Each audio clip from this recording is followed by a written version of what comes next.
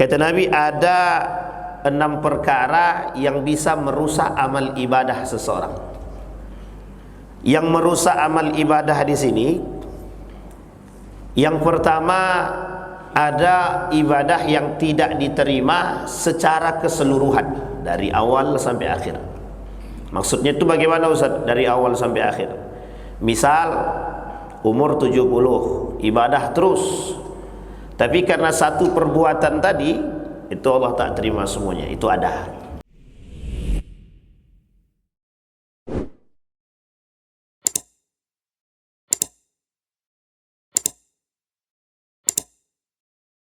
Saya ingin menyampaikan, mungkin kalaulah ini sudah tersampaikan, jadi anggaplah ulang kaji, kata orang-orang zaman dulu.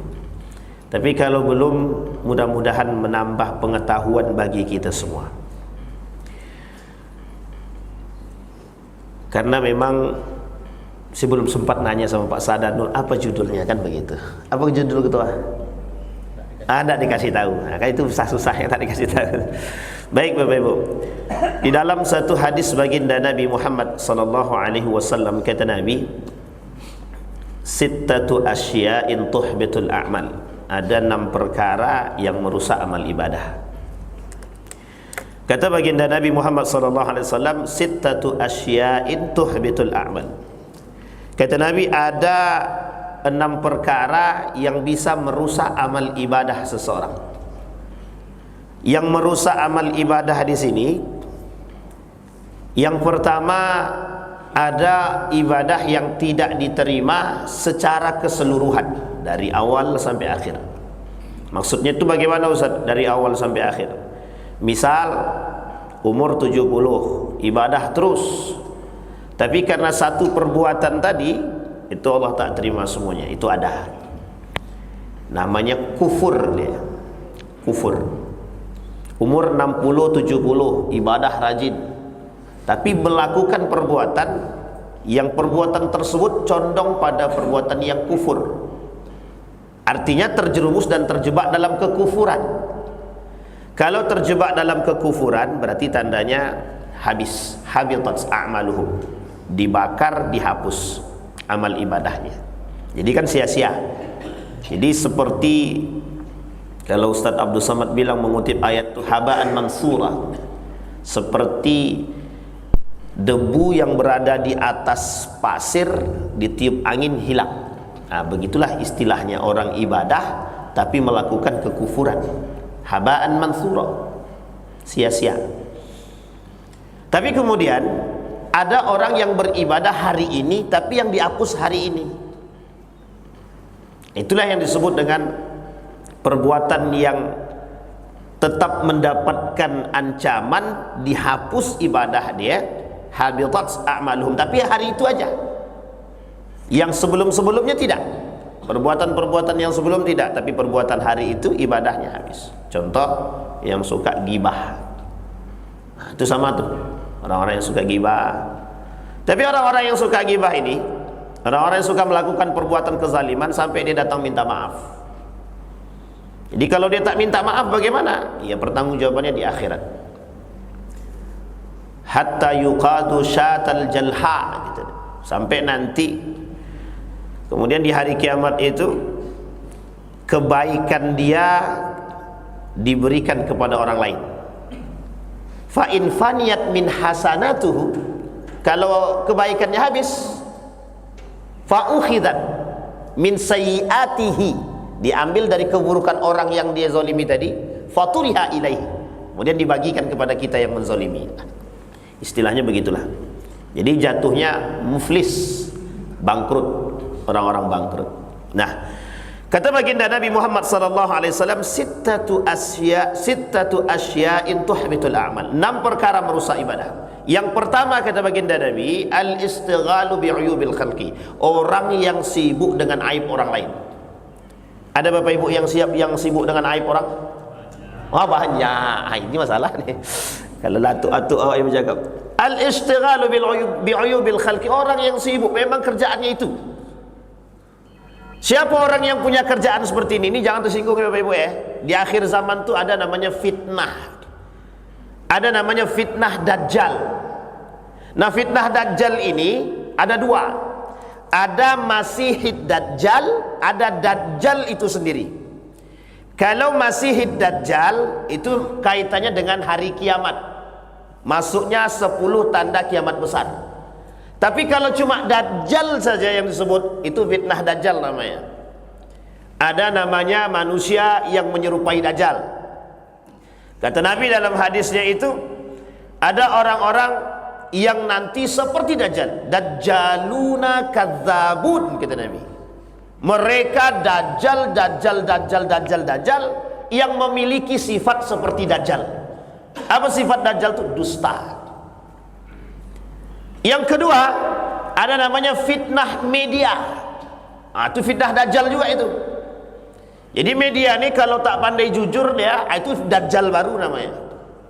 Jangan tersinggung kami.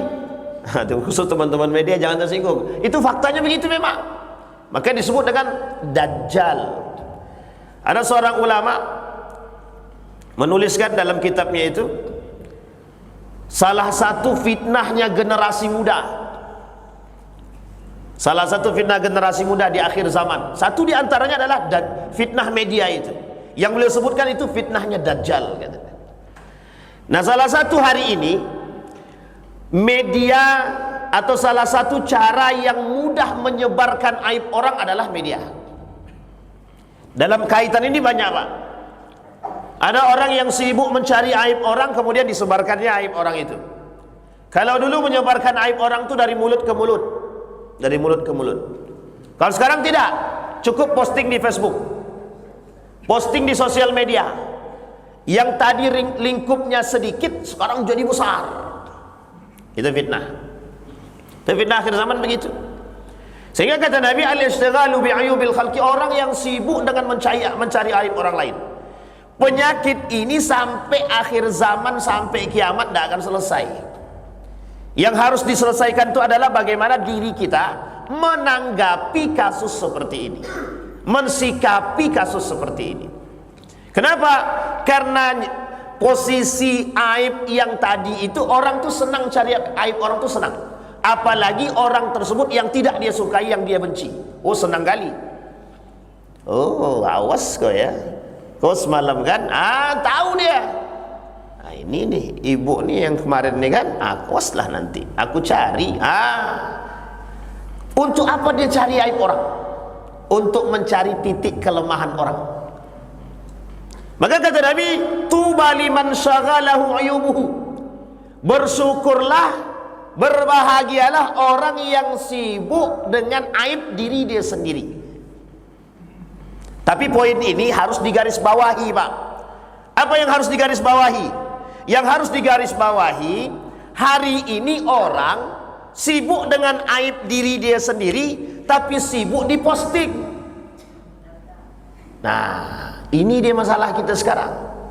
Orang sibuk dengan aib diri dia, tapi sibuk diposting. Rumah tangga dia berantakan, diposting, aku sudah bercerai, suamiku tidak pernah mau bekerja. Nah, coba bayangkan tuh, Pak. Artinya dia buka aib. Aib siapa yang dia buka? Aib keluarga dia. Apa kata baginda Nabi Muhammad SAW? Kata Nabi, orang yang membuka aib keluarga dia terlaknat, masuk dalam kategori dosa besar. Orang yang suka menebar aib rumah tangga. Kau tahu tak, suami aku tuh tak mau kerja, dia malas dia. Itu haram tuh. Ibu-ibu yang bilang begitu dosa dia. Sampai dia minta maaf sama suaminya itu. Sama suami juga begitu. Kau tahu tak, istri aku tak pindah masak, tak pandai masak. Yang dimasak tuh kangkung, rupanya bukan kangkung, ubi. Masa nggak bisa perempuan membedakan mana kangkung mana ubi kan? Tapi kalau itu benar terjadi, menjadi aib bagi seorang istri yang disebarkan, berdosa suaminya. Makanya Bapak Ibu, istilah rumah tangga itu harus sangat-sangat sensitif. Yang boleh tahu rumah tangga Anda dengan suami dan Allah, cukup. Jadi seolah-olah orang tidak tahu, Pak. Tidak tahu apa yang terjadi dalam rumah tangga kita, tuh orang tidak tahu. Di dalam berantem, di luar baik. Harus begitu, harus. Nah sekarang, zaman sekarang ini, itu zaman yang sangat-sangat canggih. Apa canggihnya? Manusia hari ini tuh harus tidak normal. Kenapa harus tidak normal? Karena manusia hari ini dituntut untuk bisa menjadi manusia yang abnormal, tidak normal. Contoh, Nabi bilang jangan sebarkan aib rumah tangga. Dia bilang sebarkan aja. Bahkan justru menggunakan media untuk menyebarkan. Kita ambil contoh kasus. Ada enggak pelaku yang suka menyebarkan aib begitu? Dipertontonkan. Kalau Bapak Ibu mau lihat, tontonlah di televisi. Itulah kerjaan hari ini. Semua yang ditampilkan tentang aib rumah tangga. Uniknya pelakunya mau. Senang dia, aku terkenal. Terkenal dalam keadaan mohon maaf aib yang tersebar tapi dosa. Inilah kasus sekarang Bapak Ibu. Makanya kenapa sekarang ini manusia sekarang itu pengen populer tapi dengan maksiat. Pengen populer dengan maksiat. Itu fitnah. Itu namanya fitnah akhir zaman.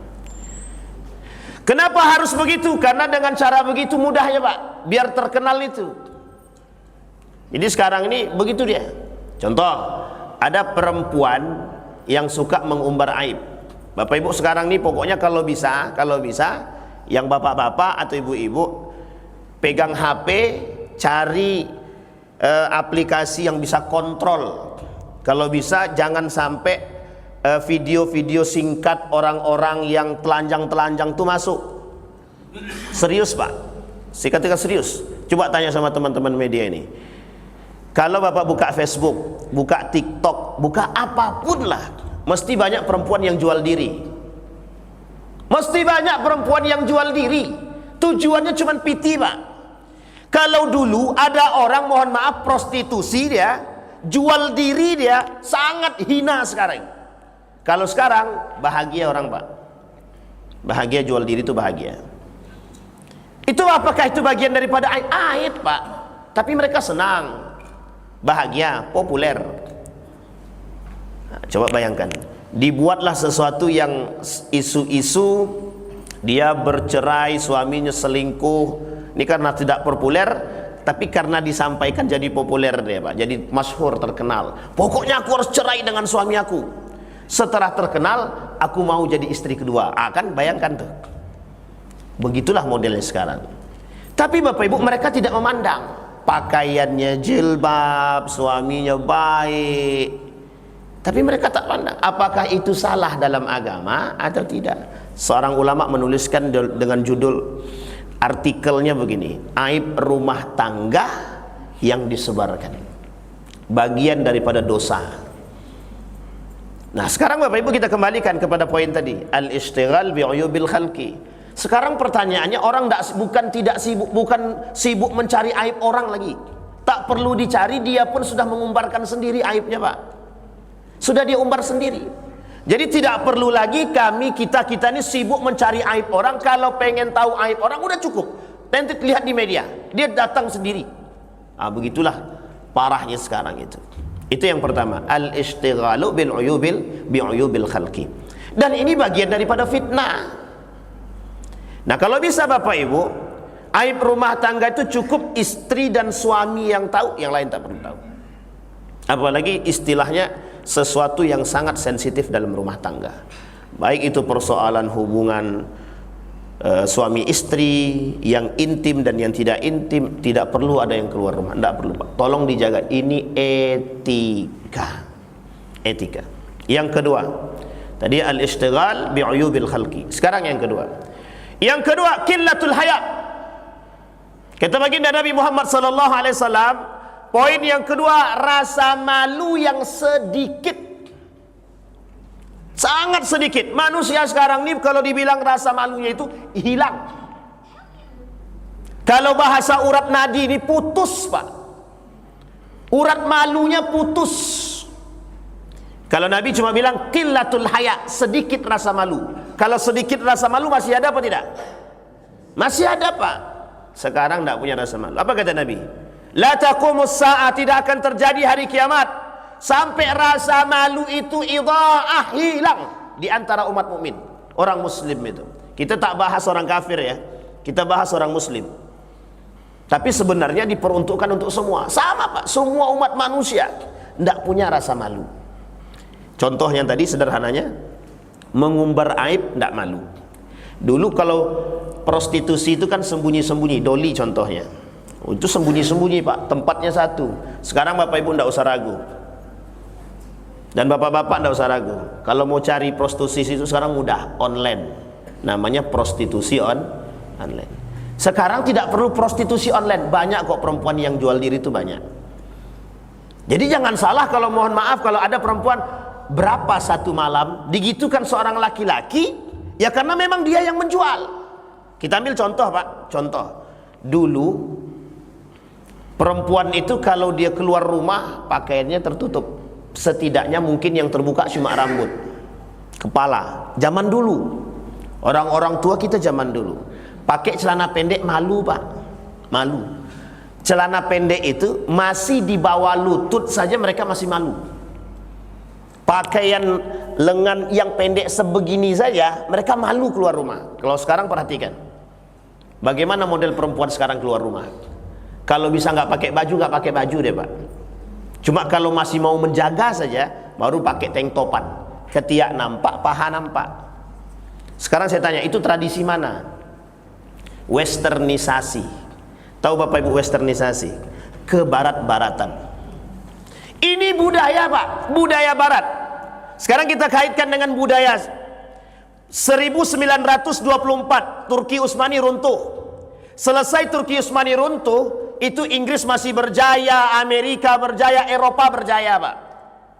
Pada saat yang bersamaan pada tahun 1990-an, itu wanita-wanita Inggris itu kalau disuruh pakaian terbuka mereka malu. Apa kata mereka? Hanya wanita yang tidak punya akal lah yang mau pakai pakaian yang pendek. Tapi apa yang terjadi? Salah satu cara untuk mempopulerkan, untuk menyebarkan pakaian-pakaian mini biar bisa terkenal harus melalui artis. Dimintalah artis untuk menyebarkan atau untuk memakai pakaian biar tenar.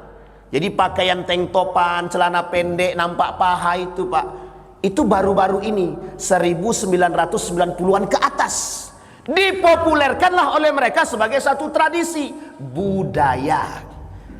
Apa tradisinya? Liberalisme, gaya berpikir yang bebas agar orang bisa berekspresi sesuka hati.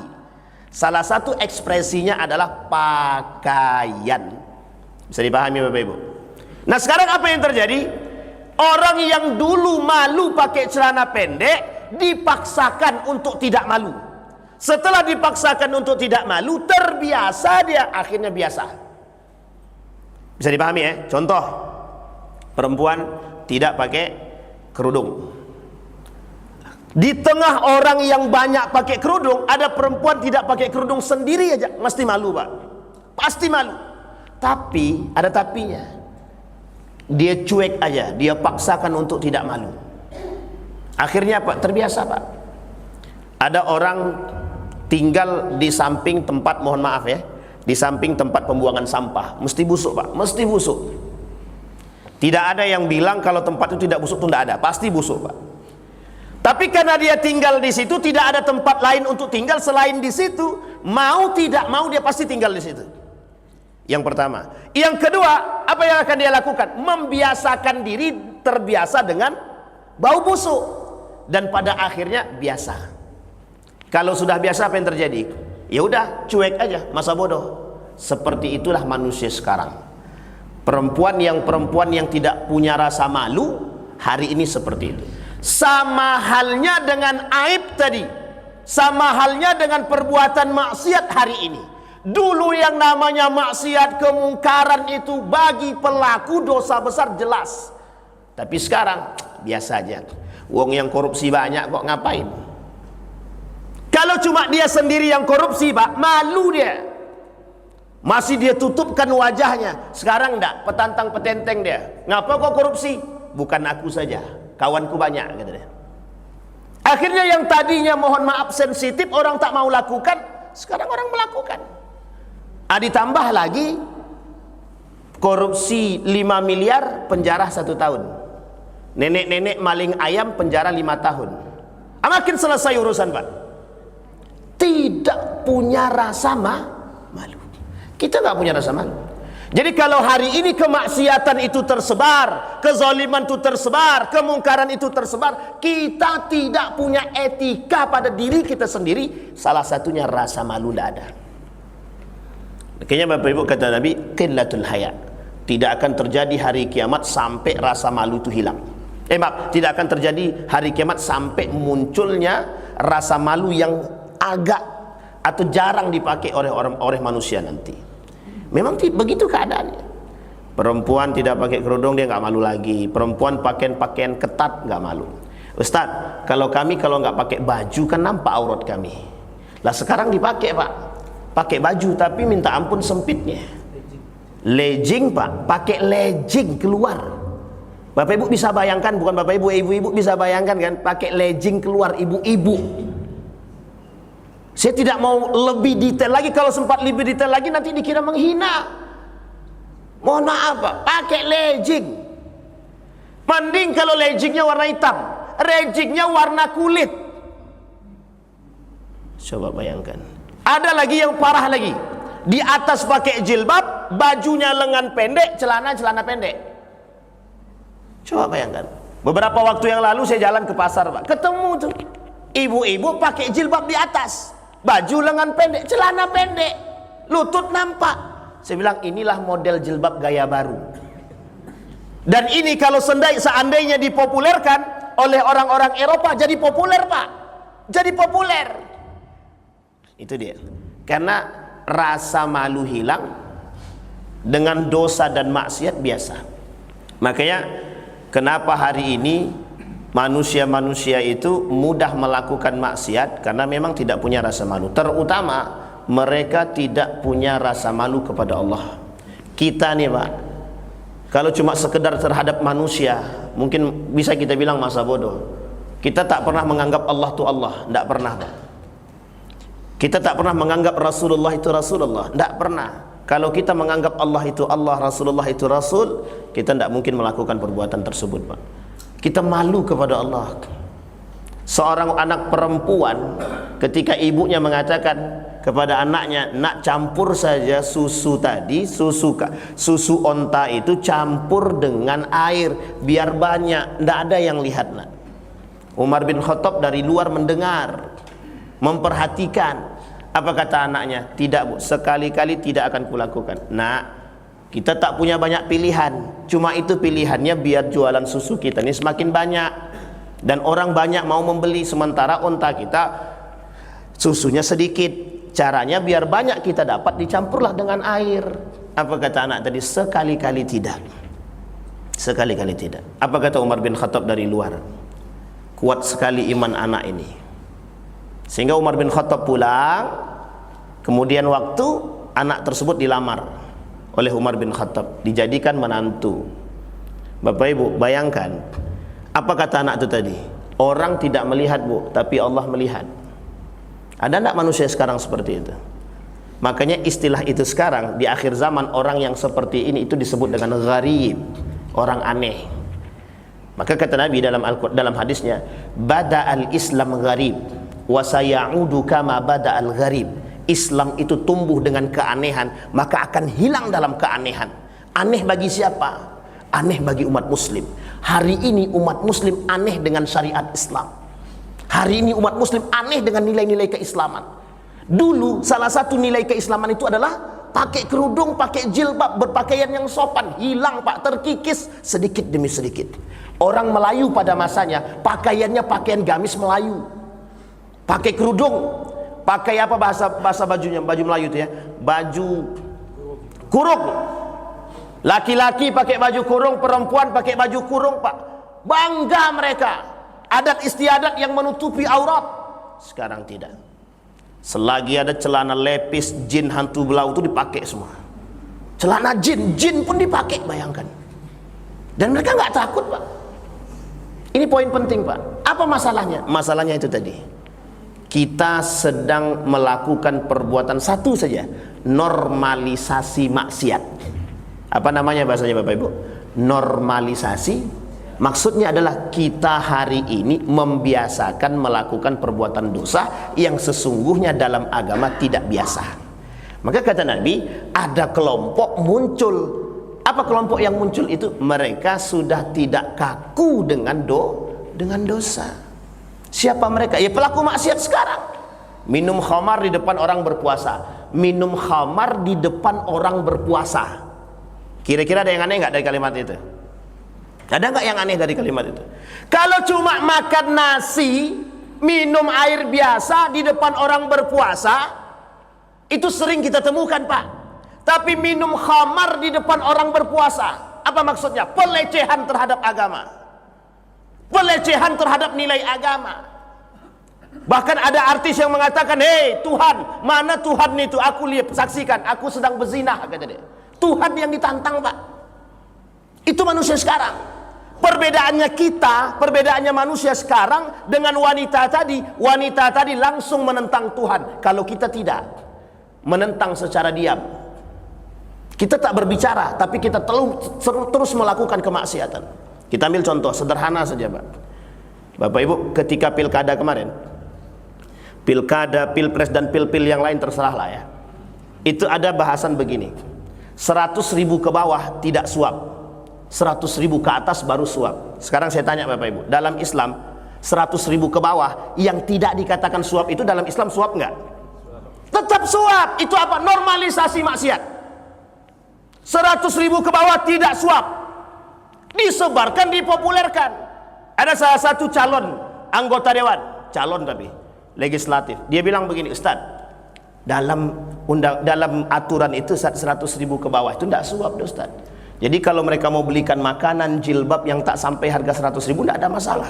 Saya bilang, Anda termasuk salah satu yang mempopulerkan maksiat. Kalau Anda lakukan, saya menjadi saksi di hari kiamat. Saya bilang, Anda yang merusak nilai-nilai agama. Diam dia, Pak. Nah, kita harus berlawanan dengan orang yang seperti ini. Kita diminta memaklumkan perbuatan dosa yang mereka buat. Coba bayangkan. Sama halnya dengan sekarang. Ustaz, tidak apa-apa mereka tidak pakai jilbab, Ustaz. Nanti mereka jilbab sendiri itu. Jadi kita sekarang nih dituntut untuk berlemah lembut dengan pelaku maksiat. Udah Ustaz, tidak apa-apa Ustaz, dia main judi. Nanti dia sadar sendiri tuh. Nanti dia sadar sendiri. Kalau sedang main judi dia mati. Sedang main judi mati, kapan sadarnya? Ustaz tidak Tuhan, Ustaz. Betul, kita tidak Tuhan. Tapi kita punya potensi yang besar untuk saling mengingatkan antara satu dengan yang lain. Apa kata Nabi? Yang hilang di akhir zaman nomor 2, hilangnya simpati manusia dengan manusia sesama muslim. Itu yang terjadi sekarang. Jadi kalau maksiat itu tersebar, wajar, Pak. Karena kita melihat maksiat, udahlah nanti dia sadar sendiri, udahlah dia nanti sadar sendiri. Akhirnya mohon maaf, Pak, begal makin banyak, tukang rampok makin banyak, pezinah makin banyak, tukang minum khamar makin banyak. Makin banyak. Jualan khamar tuh terang-terangan hari ini, Pak. Dulu orang jualan khamar tuh sembunyi-sembunyi, cari tempat, pokoknya masuk ke toko tuh ndak ada yang nampak. Sekarang ndak, Pak, bir bintang katanya, ditaruh di depan. Coba bayangkan itu. Lah kita nggak bisa berbuat apa-apa. Pas kita mau berbuat, oh kami bayar kok, kami bayar pajak lagi. Nah, jadi hati, Pak. Pajaknya minuman keras masuk ke mana? Coba tanya sama pemerintah, ada enggak mereka ngambil pajak minuman keras? Kalau ada, ayo hati-hati. Nanti masuk ke gaji, campur, Pak. Bisa dipahami Bapak Ibu ya? Jadi kita punya kekhawatiran yang besar. Jadi kalau kita berbicara tentang hal tersebut, rasa malu wajar. Memang itu kondisi kita hari ini. Kita dituntut untuk tidak malu terhadap dosa. Itu yang kedua. Sekarang yang ketiga. Tadi yang pertama al-ishtighal bi'uyubil khalqi. Yang kedua qillatul haya. Yang ketiga hubbud dunya, cinta terhadap dunia. Sekarang perhatikan Bapak Ibu. Kata baginda Nabi Muhammad sallallahu alaihi wasallam, ada satu penyakit yang kelak di akhir zaman masuk dalam tubuhnya manusia. Kata Nabi, umat muslim itu banyak sekali, tapi mereka lemah sangat. Kata Nabi, kata para sahabat, apa yang membuat kita lemah itu apa? Umat muslim lemah itu apa? Kata Nabi, kelak umat muslim terjangkit satu penyakit, namanya wahan. Wahnun namanya. Apa itu wahnun kata Nabi? Hubbud dunya wa karahiyatul maut. Cinta dunia dan benci akan kematian. Satu. Ali bin Abi Thalib bilang begini dalam syairnya. Kata Ali bin Abi Thalib itu, cinta terhadap dunia merusak amal ibadah. Cinta terhadap dunia merusak amal ibadah. Sekarang Bapak Ibu, kalau kita bahasan hubbud dunia saja itu terlalu umum. Apa identik simbol cinta terhadap dunia itu? Apa identiknya? Simbolnya cinta terhadap dunia itu apa? Harta. Orang banyak harta, harta itu diidentikan pada dunia. Ulama semua sepakat Pak, ketika berbicara tentang dunia, hubbud dunia, itu mesti berbicara tentang harta. Harta, kekuasaan, wanita, kelezatan dunia. Kata Nabi, zahratud dunia laisat min barakatid dunia. Bukan keberkahan, tapi barakatid dunia di sini kata Nabi adalah kenikmatan dunia, lazzatud dunia. Apa lazzatud dunia tadi? Itulah yang tadi kita sampaikan. Persoalan harta, persoalan tahta, persoalan wanita, semua di belakangnya. Sekarang kita lihat satu saja, tahta, kekuasaan. Ada istilah kursi panas, rebutan. Orang rebutan kursi legislatif, mau kursi gubernur, kursi bupati, kursi camat, dan kursi, semua kursi lah pokoknya. Kursi itu kan benda mati. Jadi orang yang hidup nih memperebutkan kursi benda mati. Misal ada yang mau jadi camat, pokoknya aku harus jadi camat. Gimana caranya? Terserahlah, suaplah pemerintah, disuap sekian juta untuk jadi duduk di kursi camat. Legislatif, pokoknya rebutan semua. Ada 10 orang Pak yang mau duduk jadi anggota dewan. 10 orang, 10-10-nya akan berlomba-lomba. Terserah mengeluarkan duit berapa miliar hanya untuk duduk di kursi tadi. Ada yang 10 miliar untuk kota, ada yang 15 miliar, ada yang 20 miliar mereka siapkan untuk duduk. Sampai muncul bahasa, kalau cuma punya duit 2 miliar Anda nggak akan duduk. Coba bayangkan. Baik, kita kembalikan Pak, itulah dunia. Sekarang pertanyaannya sederhana saja. Halalkah, haramkah? Halalkah, haramkah? Sehingga mohon maaf Pak, mohon maaf betul, manusia hari ini persoalan halal haram nomor sekian. Mending kalau nomor 2 Pak, nomor sekian. Jadi mereka tak pernah berpikir lagi secara mendalam tentang halal dan haram. Kalau dia halal, pokoknya Ustadz mau halal mau haram terserah. Sampai muncul bahasan begini, Ustadz, asal Ustadz tahu, kalau semuanya main suap, kalau aku tidak main suap, aku tidak akan duduk. Bisa dipahami Bapak Ibu ya? Kalau aku tidak suap, aku tidak akan duduk. Semuanya main suap. Mayoritas muslim semua, pemain suap. Kemudian muncul kita muslim juga mau ikut suap-suapan. Pertanyaannya adalah, kitakah yang menormalisasi atau bagaimanakah? Sekarang apa hukumnya Pak? Calon pemimpinnya muslim semua. Meskipun ada yang tidak baik, ada yang dipandang baik, kan kita tidak tahu tolak ukur nih Pak. Tiba-tiba kita mencalonkan sebagai seorang muslim juga. Pertanyaannya, dalam semua orang-orang yang muslim ini, boleh tidak kita main suap di situ? Boleh tidak kita main suap di situ? Tidak boleh Pak. Semuanya kafir, kita doang yang muslim. Dan semua orang kafir nih main suap. Boleh tidak kita main suap di situ? Ikhtilaf para ulama, bukan membolehkan, tapi salah satu strategi untuk mendapatkan harus begitu. Tapi ini tidak Pak, muslim semua. Sudah muslim semua, kita yang main. Apa yang kita hasilkan? Haram. Yang kedua, cara orang mendapatkan duit hari ini. Mereka tidak fikir Pak, yang penting kami punya duit Ustaz. Anak istri kami makan, mau halal nih mau haram tak urusan.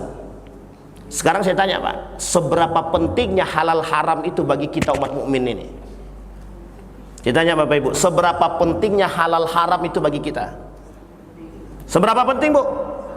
Kalau sangat penting, pernahkah kita memperhatikan yang kita makan di rumah itu halalkah, haramkah, subhatkah?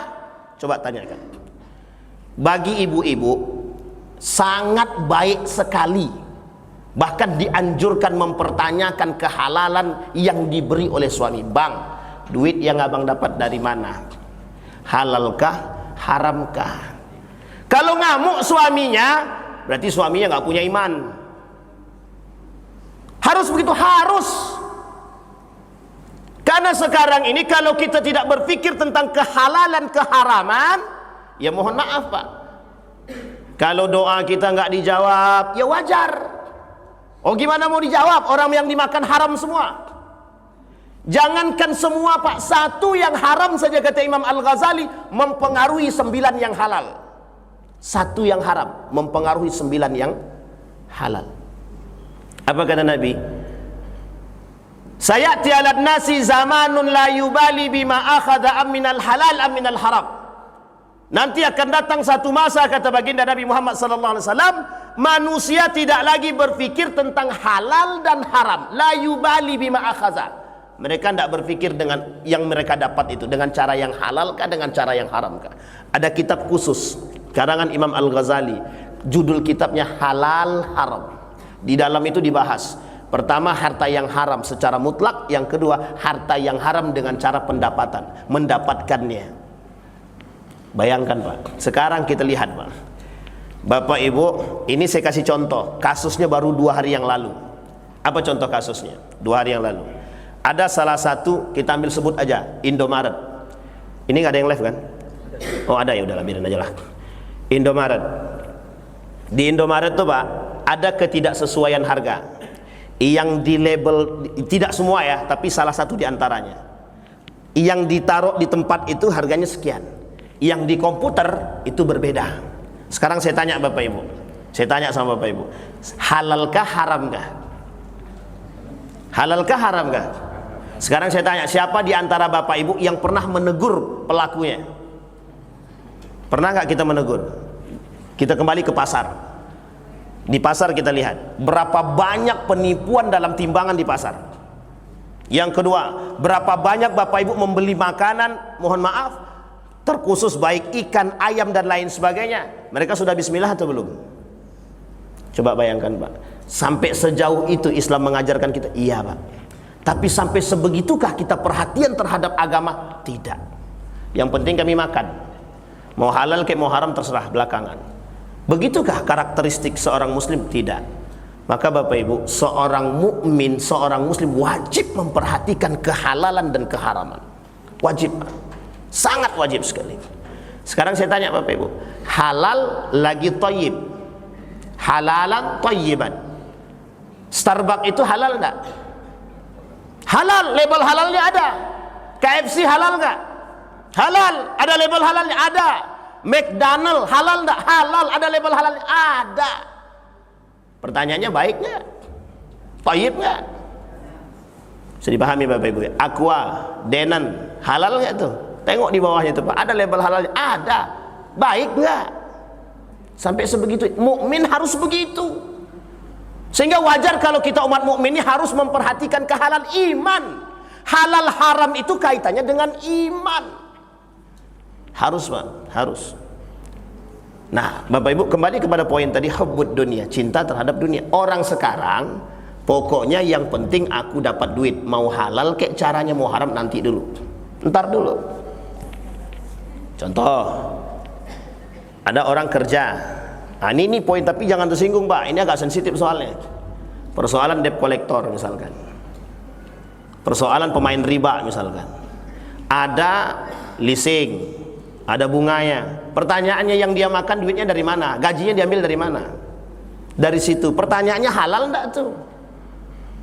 Kita tidak, mohon maaf Pak, kita tidak sedang mengkerdilkan siapa pun. Tidak Pak, ini urusannya agama. Urusannya agama. Bapak Ibu pinjam uang ke bank, ada bunganya, riba Pak. Pertanyaannya, kita merasa berdosa enggak? Enggak, yang penting kami bisa beli mobil Ustaz. Jadi lebih penting mobil daripada dosa. Begitulah lumrahnya sekarang dosa di tengah umat manusia gitu. Begitulah lumrahnya dosa di tengah kita semua. Bisa dipahami Bapak Ibu ya? Jadi Bapak Ibu sekalian yang berbahagia, begitulah kondisi kita sekarang dalam kondisi fitnah ini. Inilah yang disebut dengan 2 hal kata Ibnu Qayyim Al-Jauziyah, fitnah syahwat, fitnah syubhat.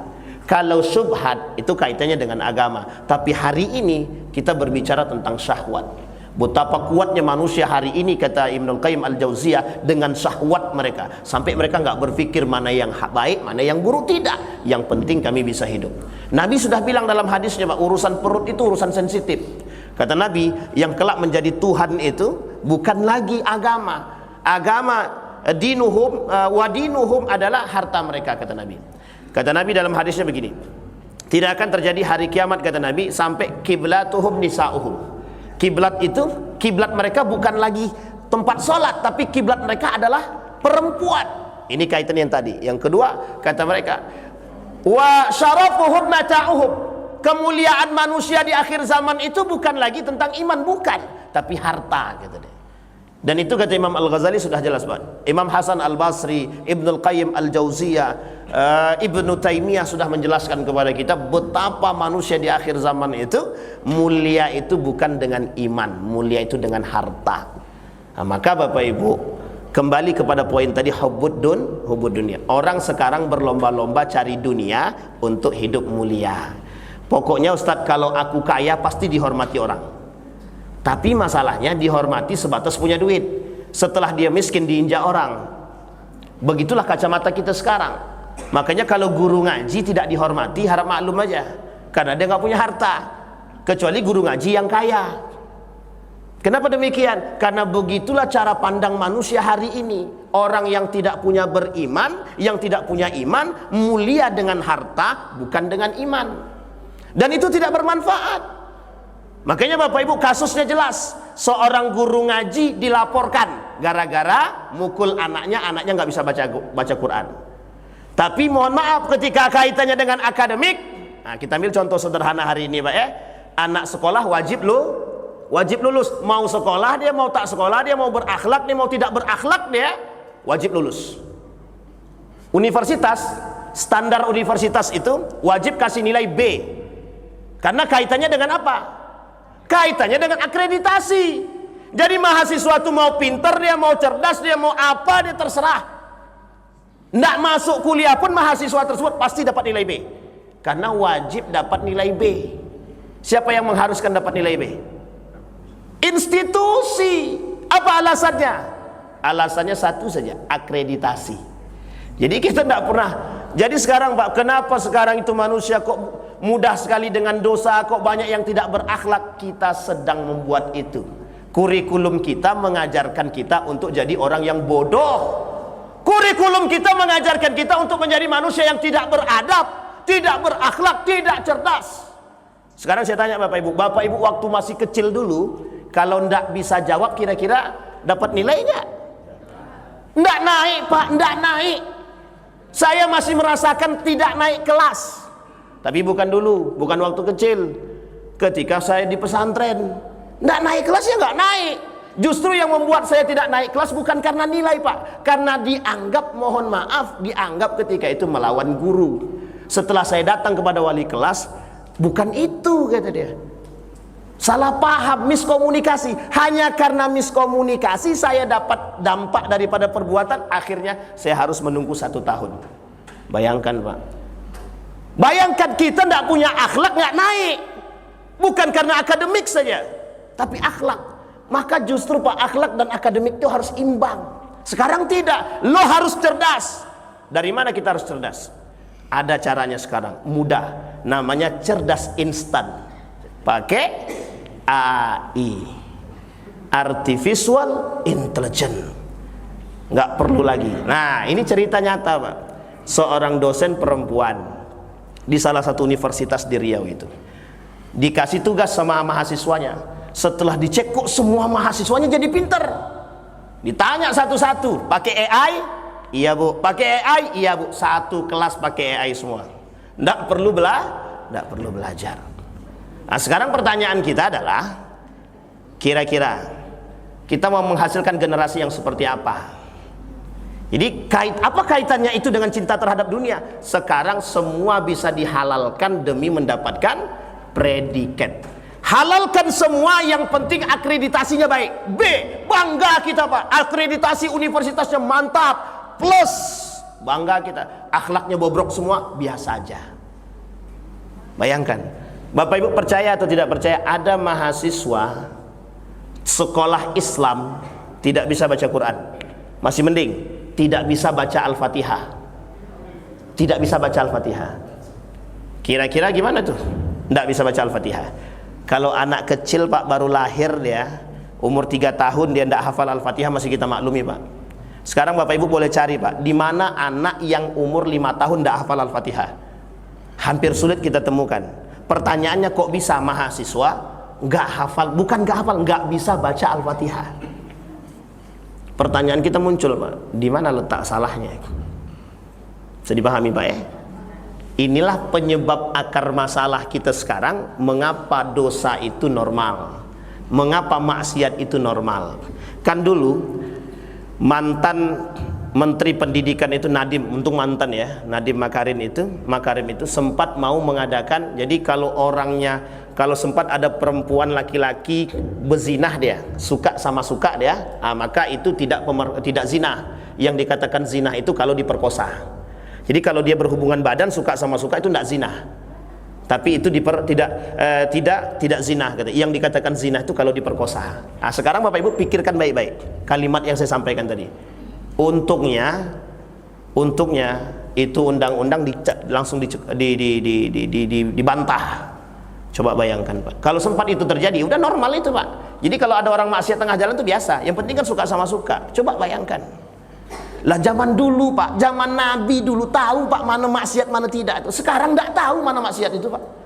Begitulah kondisi kita. Nah Bapak Ibu, kembali kepada poin kita tadi. Yang pertama, istighal bi'uyubil khalqi. Yang kedua, qillatul haya.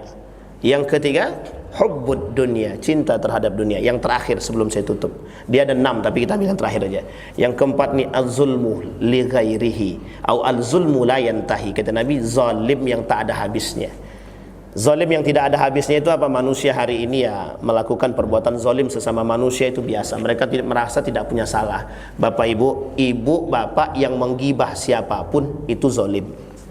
Ibu bapak yang mencaci maki sesama muslim zalim. Ibu bapak yang mengambil hak orang zalim. Semua itu zalim. Tapi perhatikan baik-baik kalimat ini. Mengapa kita biasa dengan kezaliman? Karena kita tidak pernah menegur pelaku kezaliman. Tak pernah kita tegur. Contoh, ibu-ibu gibah, bukan ditegur justru malah nimbrung.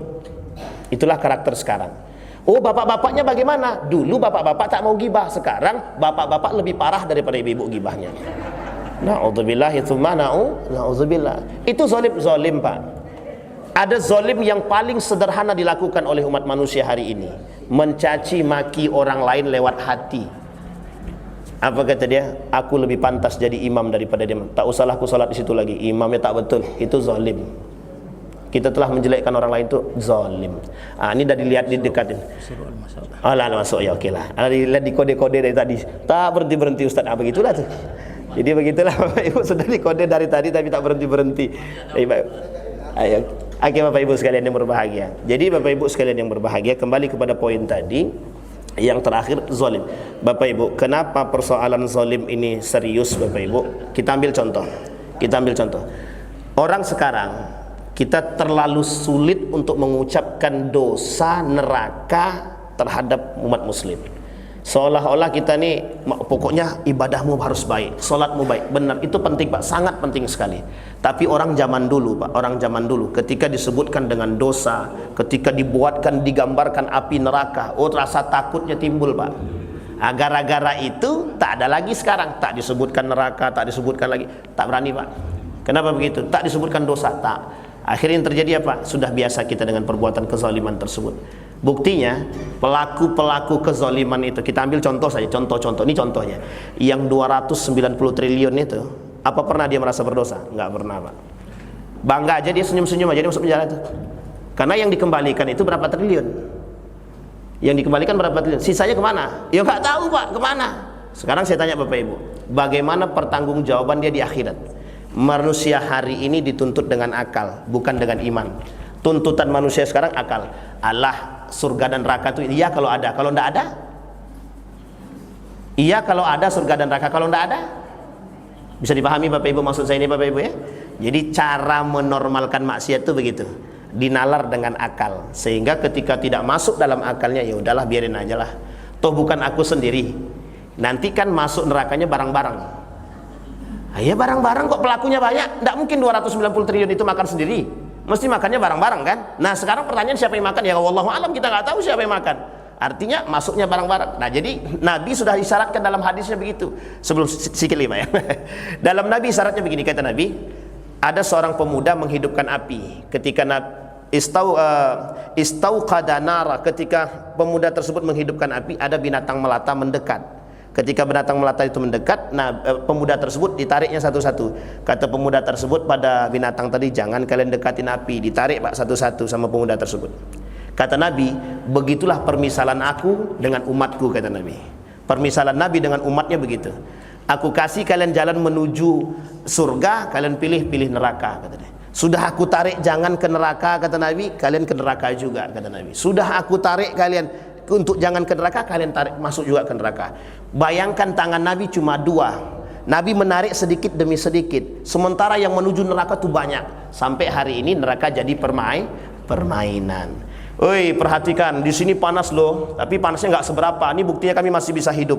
Dimain pak, jadi mainan. Neraka jadi mainan. Artinya mereka mengatakan menormalisasikan neraka. Tidak usah takut dengan neraka. Akhirnya apa yang terjadi hari ini? Tidak ada yang takut dengan neraka pak.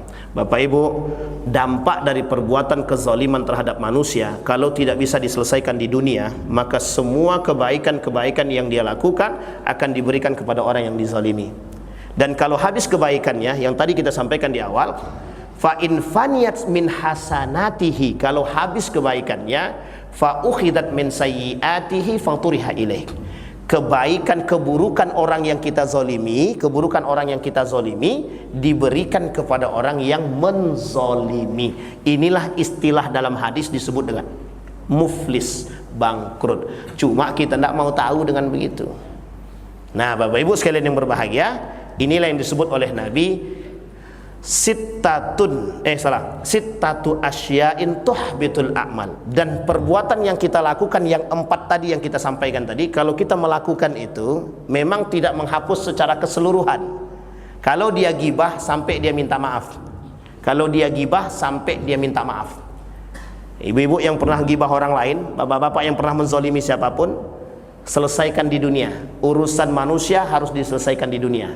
Urusan di akhirat diselesaikan di akhirat. Kalau tak selesai di dunia, baru diuruskan di akhirat. Caranya menyelesaikan bagaimana? Kayak tadi pak, masyhur hadisnya, sahih hadisnya, banyak hadisnya berbicara dengan demikian.